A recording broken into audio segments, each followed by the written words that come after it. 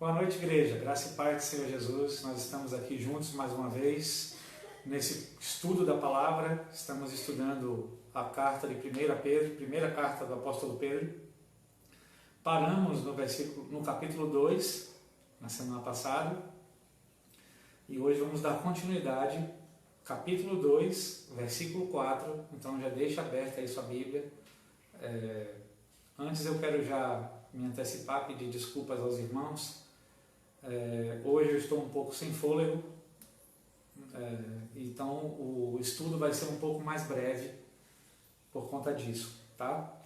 Mas vamos orar agora, invocar o agir de Deus para que Ele fale conosco, traga revelação, traga manifestação da palavra viva dEle em nosso espírito. Eu quero pedir a você que leve a sério esse momento, não divida esse tempo com a TV, com a internet, com conversas laterais aí, nem com o WhatsApp, nem com nada. Você está diante do Senhor, ouvindo a voz do Senhor, mesmo em casa, mesmo na cozinha, no quarto, no sofá, no banheiro, onde quer que você esteja. É necessário termos essa reverência diante da presença de Deus e da sua santa palavra. Então vamos nos apresentar diante dele em oração? Senhor, nosso Deus, nosso Pai querido, quero te agradecer por tua palavra viva, que é o nosso alimento, que é o nosso fôlego, é o fôlego do nosso espírito, da nossa alma, Senhor. Ó Espírito Santo, vem soprar sobre nós a tua vida, vem liberar a tua unção sobre nós essa noite, vem trazer revelação da tua vontade, da tua palavra para nós essa noite. Fala conosco, Senhor. Fala do teu espírito, da tua palavra ao nosso espírito, ao nosso coração, à nossa mente. Ó Senhor, libera a revelação viva nessa noite para nós, da tua palavra. E nos ensina a viver aquilo que temos aprendido contigo na palavra. A praticar a tua palavra. É o que oramos em nome de Jesus. Amém. Amém. Vamos ler a partir do versículo 4. A palavra de Deus diz: achegando-vos a ele, a pedra viva, rejeitada pela humanidade, mas eleita e preciosa para Deus. Vós também, como pedras vivas, sois edificados como casa espiritual, com o propósito de seres sacerdócio santo, oferecendo sacrifícios espirituais aceitáveis a Deus por meio de Jesus Cristo.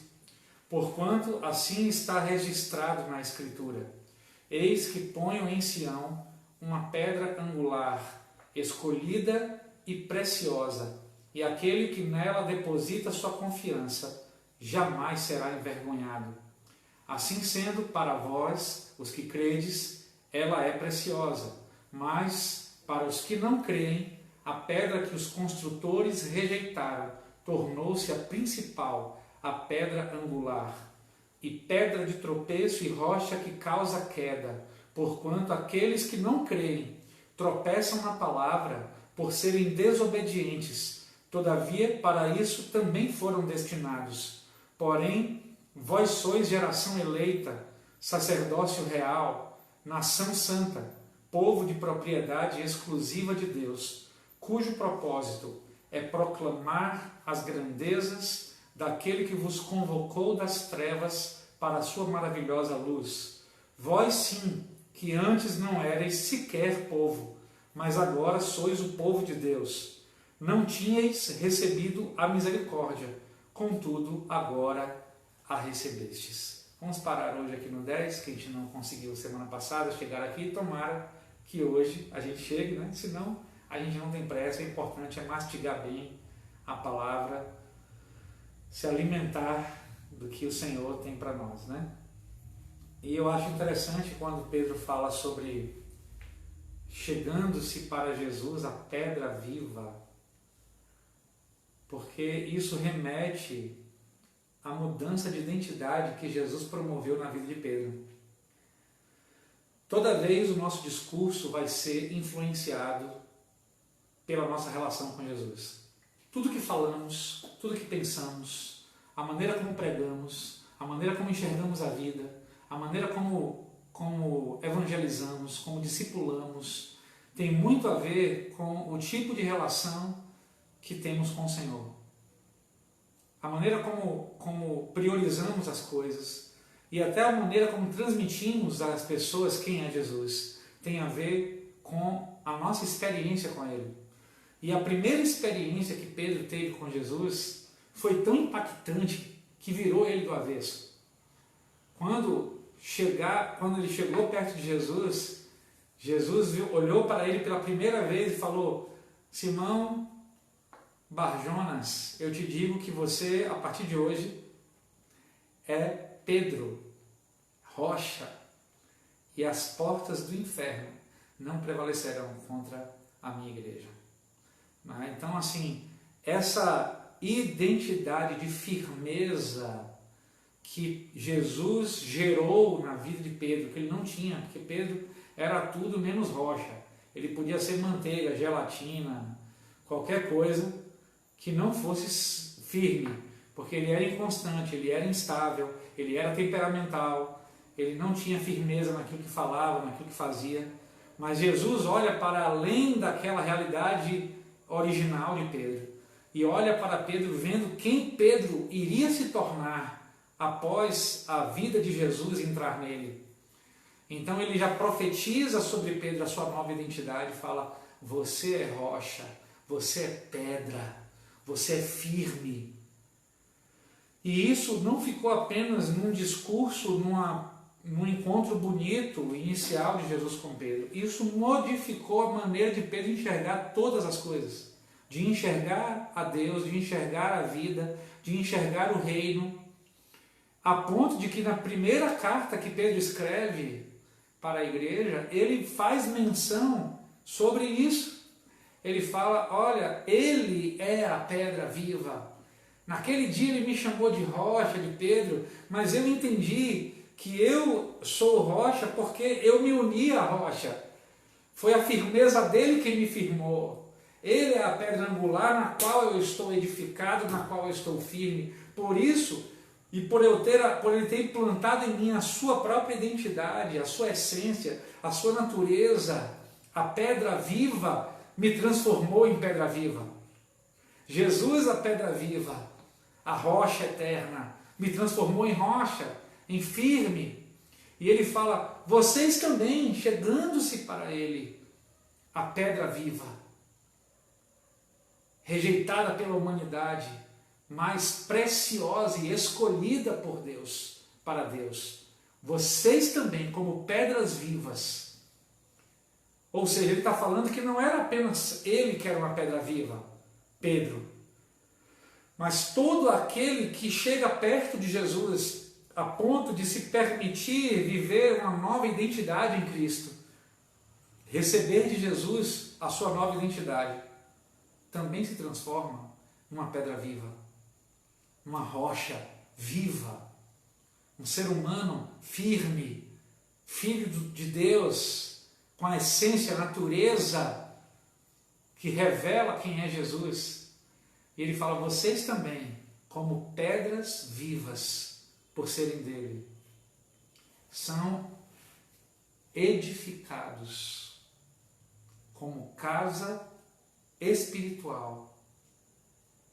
Vocês, simbolicamente, um monte de pedrinhas vivas sobre a grande pedra angular que é Jesus, a grande pedra de esquina, a pedra principal de uma construção. Vocês estão sendo colocados sobre ele, uns sobre os outros, até serem uma grande casa de Deus. Um com o outro, um unido ao outro, um colado com o outro, um unido à vida do outro, um edificando ao outro, um ministrando na vida do outro, um sendo ministrado pelo outro, um vivendo a vida de Deus e sendo bênção na vida do outro, recebendo da seiva, do fluir desse concreto, desse cimento que é a manifestação da presença de Deus, que vai dando liga nessa construção. A Bíblia fala que nós estamos sendo edificados, casa espiritual, E isso muda totalmente o conceito de templo, de casa espiritual que Israel tinha, que os judeus tinham na Velha Aliança. Porque para a Velha Aliança, para os judeus, Deus tinha um endereço certo, Deus tinha um endereço fixo, tinha CEP, tinha rua, número e o correio entregava encomenda. O endereço de Deus era no templo, e não em qualquer templo, era no templo de Jerusalém, onde Deus habitava. Essa mentalidade de um Deus templário, ela acompanhou toda a religião de Israel, como acompanha até hoje. Que Deus habita no seu templo, mas não no templo, gente, como nós entendemos hoje. Templo parede. Então nós herdamos muito dessa visão judaica. Infelizmente, não sei como que entrou essa mentalidade distorcida na fé cristã, que veio justamente abolir essa mentalidade distorcida, de que nós vamos a um lugar aonde Deus está, para adorar a Deus no templo, porque Deus mora no templo, Deus habita no seu templo, e o templo é este lugar onde estamos. E a Bíblia fala que a primeira coisa, quando Salomão, todo empolgado, estava terminando o seu templo, depois de décadas de construção, começou com seu pai Davi, foi um senhor templo, o maior de todos da história de Israel, revestido por dentro com ouro e prata, com todas os melhores materiais. Na inauguração do templo, perto de o templo ser, todo mundo empolgado, Deus vira para o povo e fala: eu não habito em templos feitos por mãos humanas. O céu é o meu trono e a terra é o escabelo dos meus pés. Que lugar vocês acham que eu habitaria? Só que por algum motivo a gente transferiu essa mentalidade religiosa da manifestação da presença de Deus para o templo, esquecendo que até o quarto século, os primeiros 400 anos de igreja, não havia sequer um templo cristão no mundo inteiro. Os primeiros 400 anos foram os anos mais impactantes da igreja na história da humanidade. E a igreja não tinha um templo para se reunir. Foi quando a igreja sacudiu toda a terra. E a igreja não tinha um templo. Por quê? Porque a igreja tinha a noção de que nós juntos, aonde quer que nos reunamos, somos templo de Deus, somos casa de Deus, estamos sendo edificados casa espiritual, como Pedro fala. É um com o outro, é a comunhão com o corpo, eu com meu irmão comigo, com minha irmã em Cristo, como Paulo fala, todos os membros ajustados pelo auxílio das juntas e ligaduras, vai crescendo com o seu aumento dado por Deus. Nós somos um tipo de templo diferente, somos a habitação do Deus vivo. Deus não escolheu paredes para morar, Ele escolheu o seu Espírito para habitar. Nós acreditamos num Deus residente, num Deus que mora dentro de você, pelo Espírito dEle. Deus, quando salvou você através do sangue de Jesus, da salvação em Jesus, do perdão pela cruz de Jesus, quando você, arrependido dos seus pecados, entregou sua vida a Jesus, o Espírito Santo passa a habitar em você. Ele não passa apenas a acompanhar a sua vida. Ele não passa apenas a ser seu amigo. Ele passa a ser morador em você. Você passa a ser casa de Deus. E é isso que Pedro está falando aqui. Mas você sozinho, apesar do Espírito habitar em você, não é a casa completa ainda. A Bíblia fala que nós juntos, pedras vivas, estamos sendo, ao mesmo tempo, simultaneamente edificados como casa de Deus. É por isso que Jesus fala, quando estiverem 2 ou 3 reunidos em meu nome, eu estarei no meio deles, porque a manifestação da glória, da presença de Deus, ela se dá no seu templo, no santo templo do Senhor, que é o povo de Deus, a igreja, não nas 4 paredes. O templo de Deus, a casa de Deus, é qualquer lugar onde a igreja esteja reunida.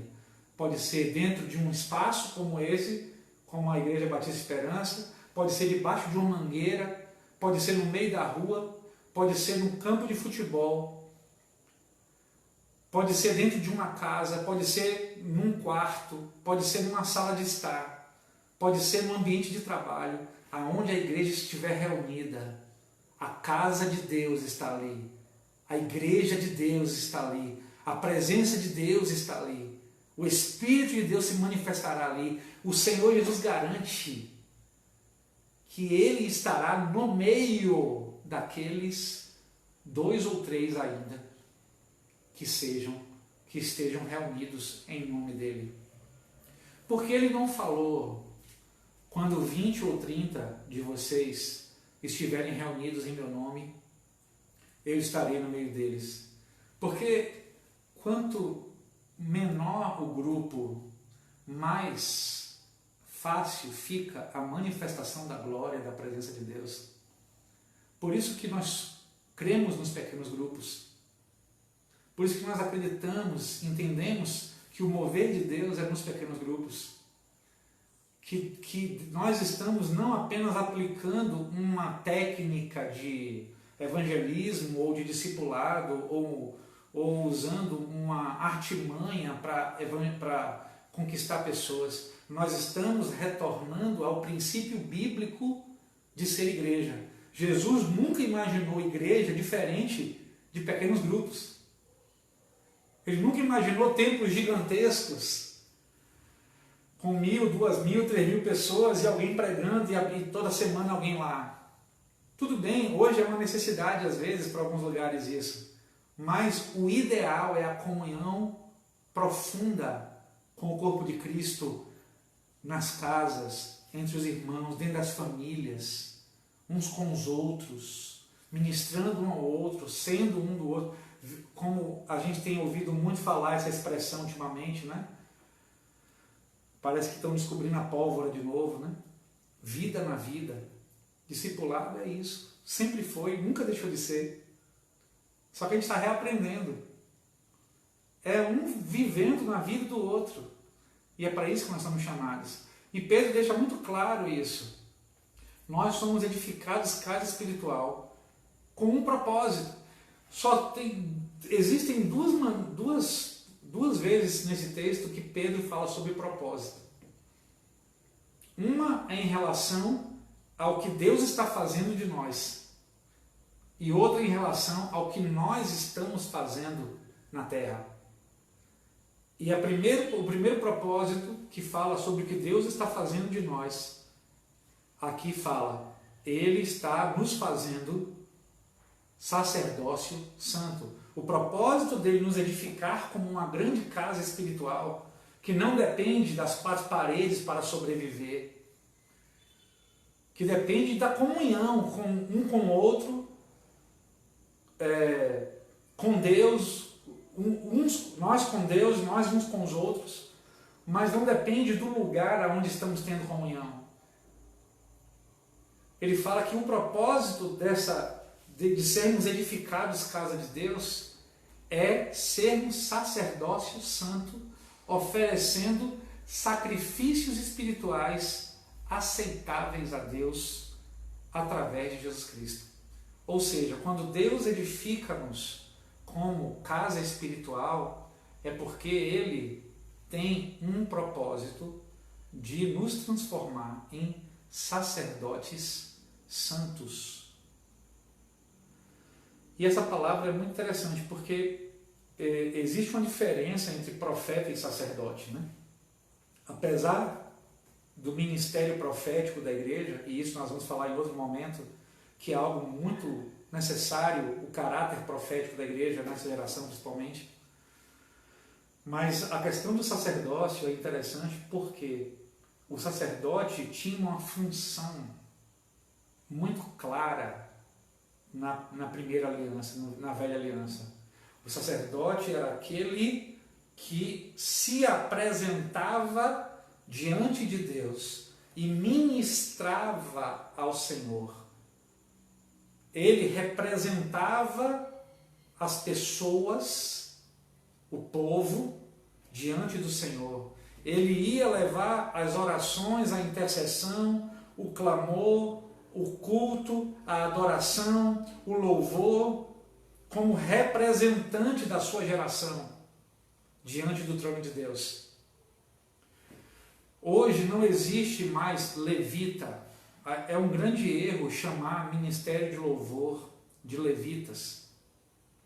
Porque das 12 tribos que Israel tinha, todas as 12 tribos eram povo de Deus. Mas a tribo de Levi, os levitas, eles eram uma tribo especificamente focada no sacerdócio. Era uma tribo que precisava assumir a responsabilidade sacerdotal do povo de Israel. Então o que acontecia? Todas as funções sacerdotais de Israel eram responsabilidade da tribo de Levi. Tanto que na divisão das terras lá em Deuteronômio, quando Deus entrega a terra prometida para Israel, e ele fala, ó, Judá vai ficar com tal parte, Benjamim vai ficar com tal parte, a tribo de Manassés vai ficar com tal parte. Quando chega na tribo de Levi, ele fala assim, ó, só tem uma coisa, a tribo de Levi não vai receber porção de terra nenhuma.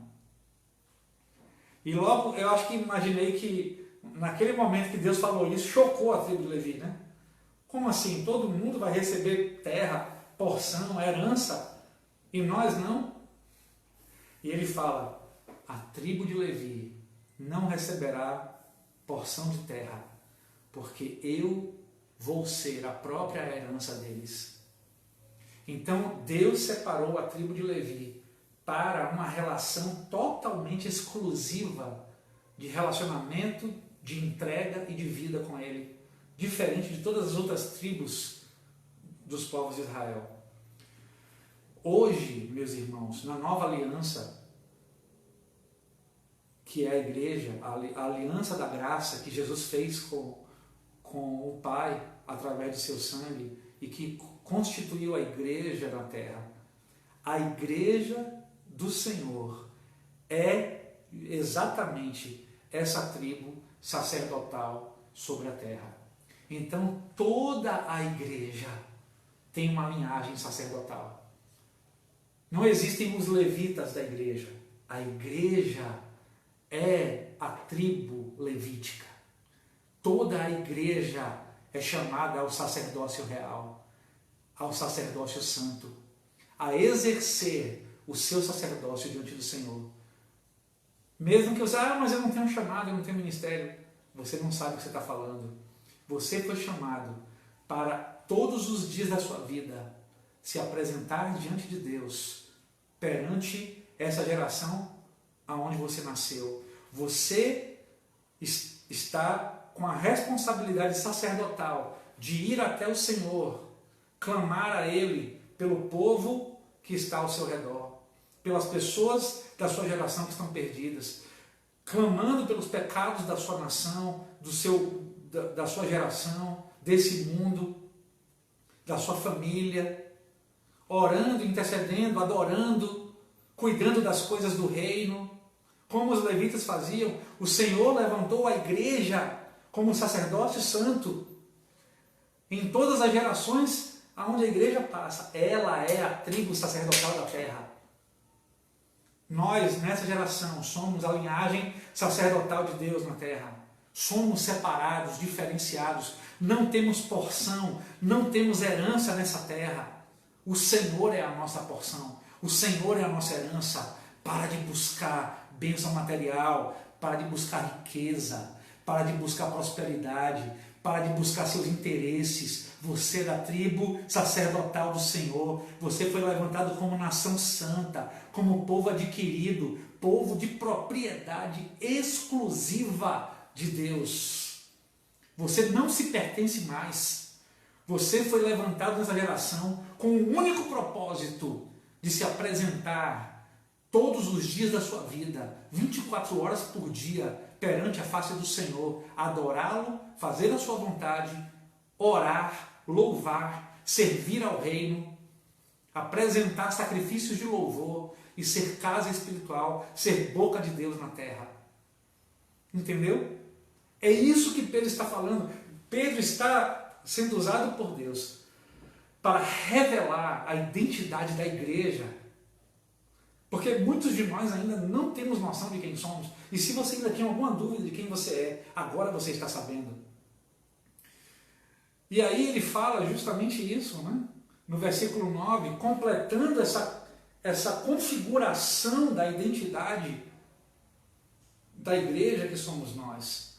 Ele fala, vocês são a geração escolhida, a geração eleita. Vocês são sacerdócio real. Entenda, você não é apenas sacerdote. Você não é um sacerdote qualquer. Você não é uma sacerdotisa qualquer. Você é sacerdote, é sacerdotisa do Rei Jesus. Você foi levantado para ser sacerdote real. É uma responsabilidade ainda maior. E o texto fala, nação santa. Foi feita uma pergunta semana passada sobre essa questão de nação e tal. A nação igreja, ela ultrapassa as gerações. Desde quando a igreja foi fundada por Jesus até hoje. Todas as vezes em que alguém se entrega a Jesus, ela faz parte dessa nação.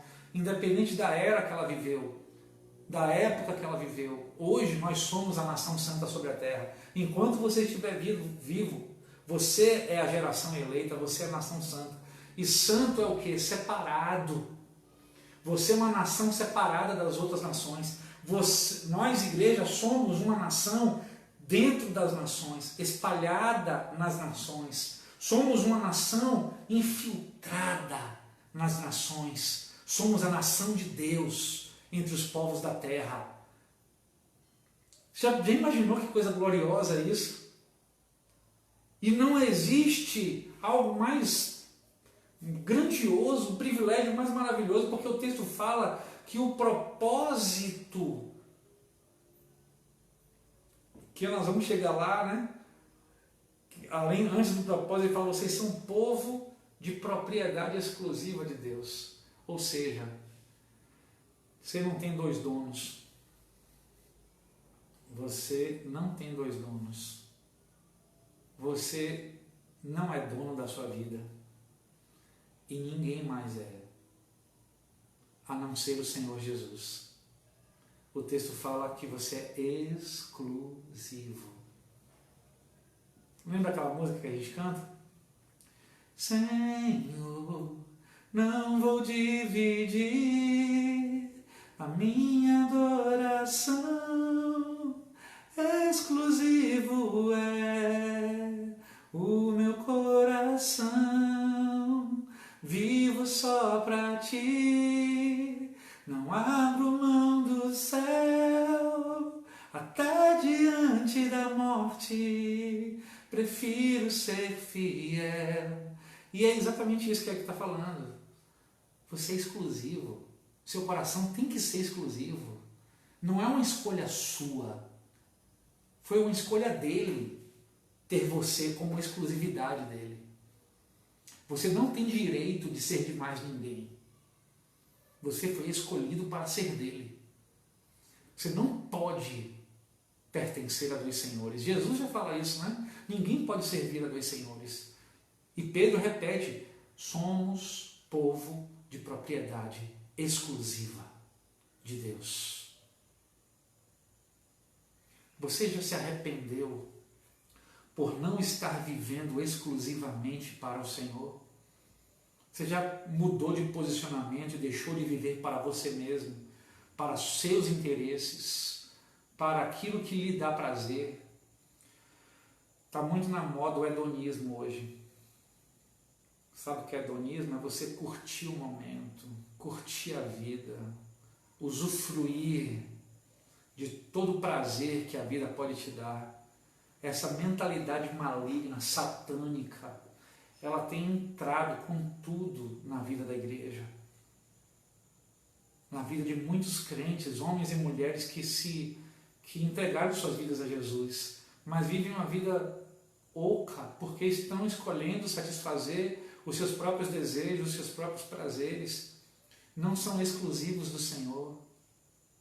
O coração não é exclusivo, não são um povo de propriedade exclusiva, não estão vivendo como se fossem. E o texto faz nos lembrar a nossa identidade.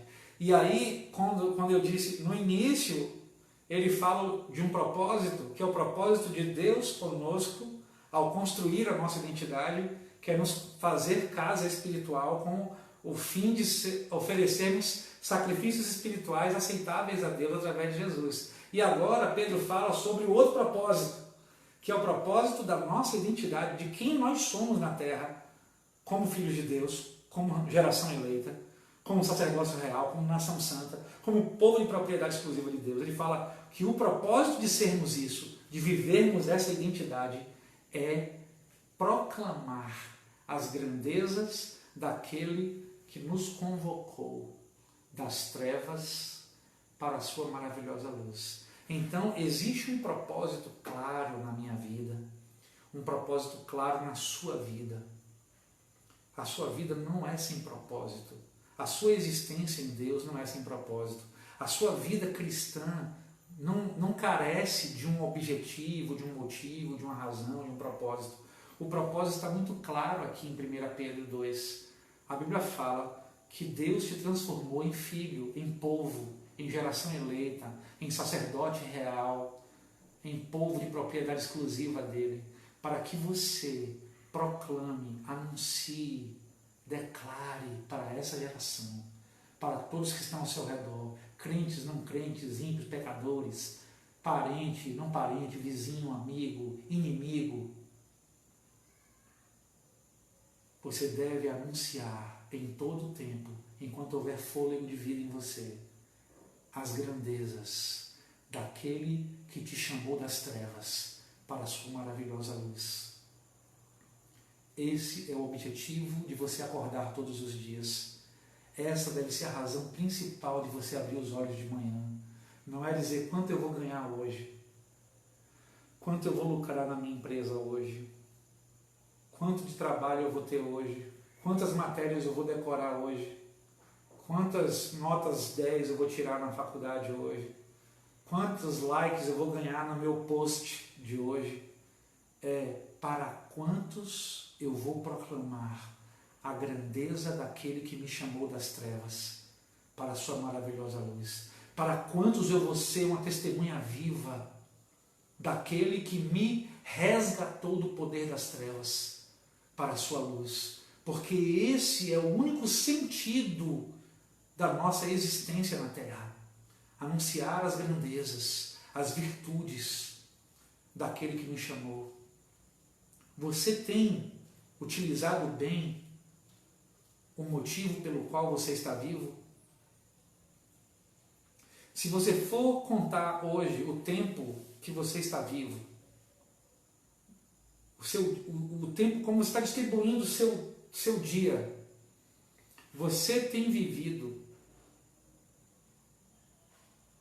mais para anunciar as virtudes daquele que te chamou das trevas para a sua maravilhosa luz para as pessoas? Ou você tem vivido para os seus interesses? Porque se a única razão pela qual estamos vivos é essa, e nós não estamos vivendo para isso, para que estamos vivos mesmo? Por que Deus tem interesse em conservar o fôlego de vida em você, se o motivo da sua existência está sendo desperdiçado por você nas suas escolhas diárias? Por que Deus deveria usar de misericórdia para com aquele que Ele resgatou para um propósito específico, um único propósito que não está sendo cumprido? Você acha que você merece o fôlego de vida amanhã? Para continuar desperdiçando esse fôlego de vida amanhã de novo? Por quanto tempo mais você espera a misericórdia de Deus sobre sua vida para que você se posicione como sacerdócio real, como povo de propriedade exclusiva de Deus? Por quanto tempo você espera a misericórdia de Deus sobre sua vida para você se posicionar como povo santo? Como alguém que tem um propósito específico, um objetivo que não é material, que não é secular, que não é passageiro, que não é terreno. O seu propósito aponta para a eternidade, aponta para o seu Senhor, para o seu Salvador.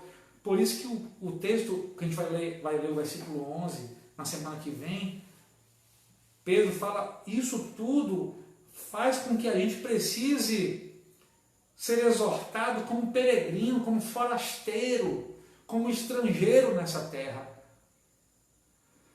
Porque senão a gente começa a criar raiz, criar vínculo e se esquece da nossa missão aqui. E quantos de nós temos feito isso? Vivendo e morrendo sem ter feito a diferença na nossa geração. É isso que você quer para a sua vida? O que você quer que esteja escrito na sua lápide no dia que você for sepultado? Aqui jaz alguém que fez parte da paisagem na sua geração. Alguém que não fará falta para o reino de Deus. Ou aqui jaz alguém que foi usado, que se permitiu ser usado por Deus, como povo dele, como sacerdote e sacerdotisa dele, como alguém usado para influenciar a sua geração, para anunciar as grandezas daquele que o chamou das trevas para a sua maravilhosa luz. O que estará escrito na sua lápide? Nada? O que você vai deixar como legado para essa geração? Como filho de Deus que você é? Como sacerdote, sacerdotisa de Deus que você é? Quanto tempo de vida você ainda tem para fazer a diferença? Quanto tempo você acha que tem?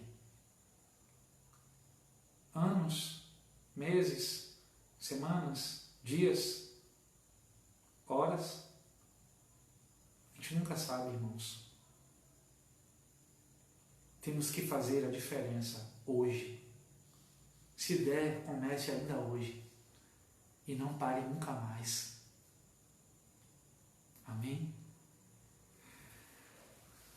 O texto continua dizendo que nós antes nem sequer éramos povo. Mas Deus nos deu uma identidade de povo. Agora nós somos povo de Deus. Nós éramos lixo, escória. Ele nos transformou em povo, Ele mudou nossa identidade, Ele mudou nosso DNA, Ele nos deu paternidade. Nós não tínhamos alcançado, recebido misericórdia, agora recebemos, alcançamos a misericórdia. O que temos feito com a misericórdia do Senhor que está sobre nossas vidas? Temos que transbordar isso, irmãos. Temos que espalhar isso para as pessoas. Que o Senhor nos abençoe. Eu quero avisar hoje que não teremos perguntas. Não responderemos perguntas. Eu peço desculpas aos irmãos que fizeram as perguntas, mas eu estou um pouco ofegante, não é? Então a gente vai responder as perguntas que foram feitas pelo próprio Facebook hoje, e se houver alguma mais geral, a gente vai fazer questão de responder no próximo estudo, tá bom? E hoje, excepcionalmente, não haverá sorteio, tá bom? Então, não responderemos as perguntas excepcionalmente, mas não deixe de fazer suas perguntas. Se você está com alguma dúvida, tem alguma pergunta, pode fazer. Inclusive, eu vou fazer questão de responder a todas as que foram feitas. Vou fazer as respostas daqui a pouco, tá? Mas não ao vivo, para a gente evitar a ofegância aqui, né? E também não teremos sorteio. Mas na próxima quarta-feira estaremos novamente aqui às 8 da noite, continuando o estudo de 1 Pedro, nessa palavra tão impactante do Senhor para a nossa vida, da nossa identidade para com Ele. Então eu quero, antes de encerrar, irmãos, pedir oração especificamente por duas pessoas. Em primeiro lugar, e a mais grave, é pela vida do Cleiton, esposo da Virna, que é filha da Bené, que congrega conosco, né, entregou a vida dela a Jesus. O Cleiton, que é esposo da Virna, ele está internado, hospitalizado com Covid. Ele está no Hospital Central, entubado, sedado. E a notícia que ela tem, que eu conversei com ela há pouco no telefone, é de que ele está em estado grave.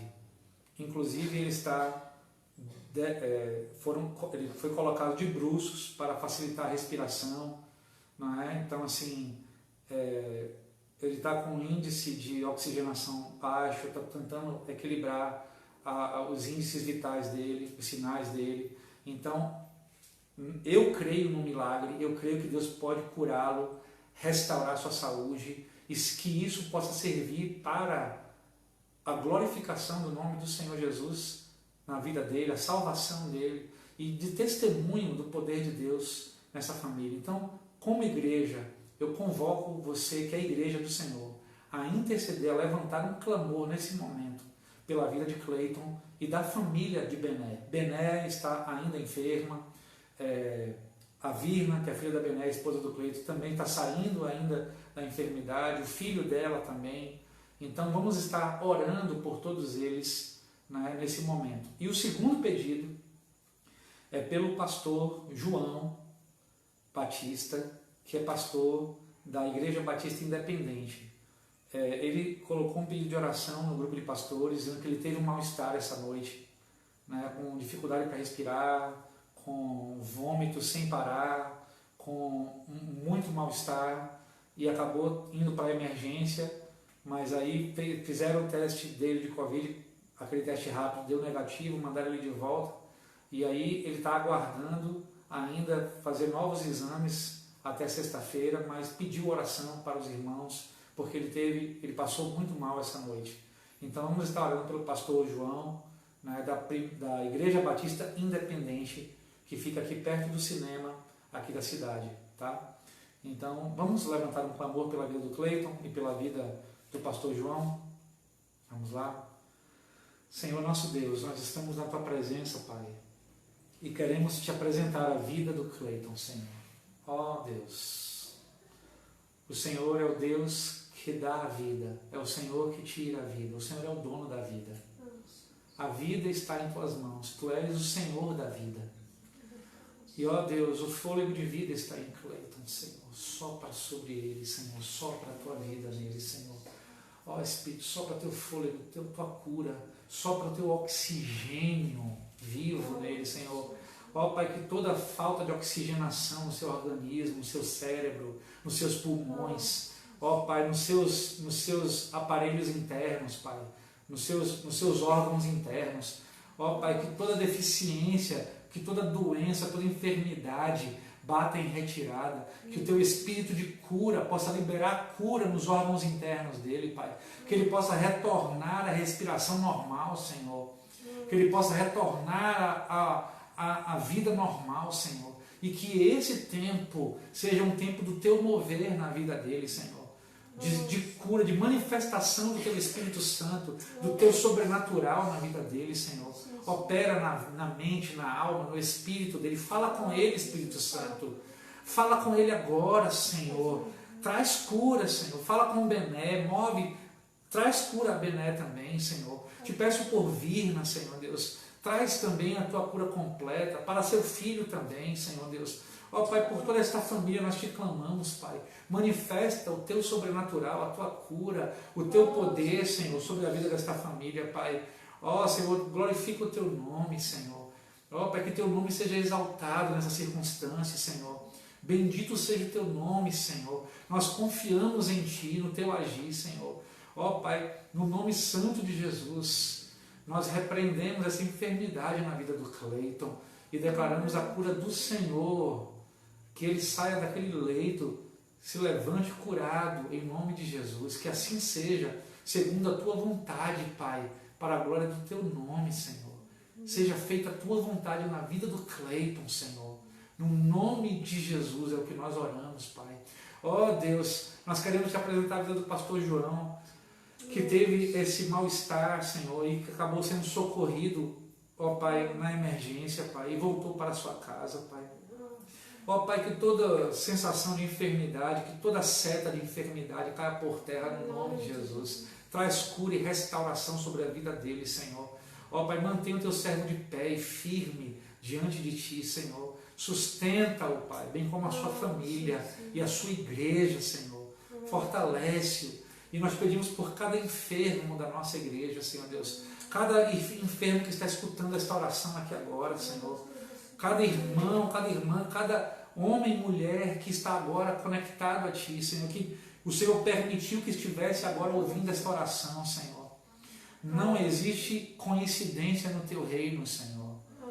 Ó Espírito de cura, Espírito de Deus. Yahvé Rafá, Senhor que cura as enfermidades do Teu povo. Espírito que ressuscitou a Jesus dos mortos. Espírito Santo.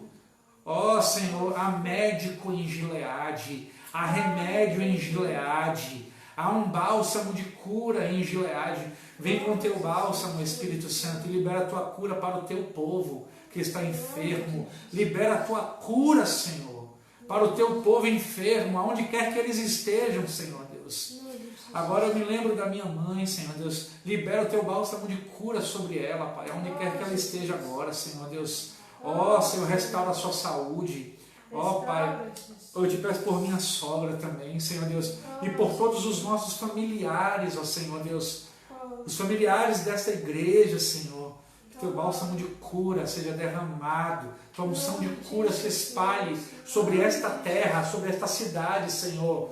Através do teu povo, Deus. Para que o teu nome seja glorificado nesse lugar, para que saibam que Deus é real, que há Deus no meio do seu povo, que há Deus no meio da igreja, que há Deus em Israel. Ó Deus, que Deus é vivo, que Deus é real, que Deus cura, para que haja testificação do teu poder, manifesta a tua cura no meio do teu povo, em todos esses lugares, ó Senhor, para que o teu nome seja exaltado nessa cidade, Senhor, no meio do teu povo, nas famílias, Pai. Glorifica o teu nome, Senhor. É o que oramos em nome do Senhor Jesus. Amém. Aleluia. Que Deus te abençoe, meu irmão, e te dê uma noite de paz. Amém.